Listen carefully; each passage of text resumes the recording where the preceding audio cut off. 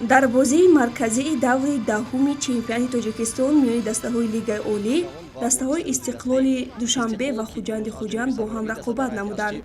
Ин вохӯрӣ дар варзишгоҳи марказии ҷумҳуриявии шаҳри Душанбе баргузор шуда, бо ҳисоби 4-1 ба фоидаи мизбонон ба анҷом расид.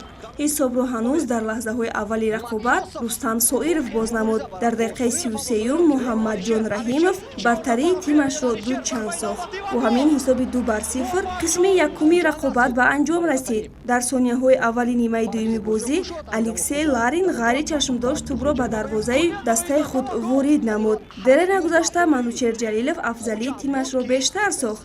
Дар дақиқаи 55-ум ин футболбози моҳир ба задани гол даст ёфт. Легионери ҷопонии дастаи Истиқлол Риёта Нома дар дақиқаи 69-ум низ муаллифи гол гардид.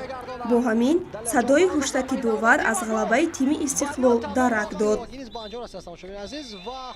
ҳамчунин дар даври даҳум бошгоҳи Истарафшани шаҳри Истарафшан бар клуби марказии варзиш Артиш зафар ёфт. Кӯктоши ноҳияи Рӯдакӣ бошад дар майдони худ аз тими Равшани Кӯлоб шикаст хӯрд.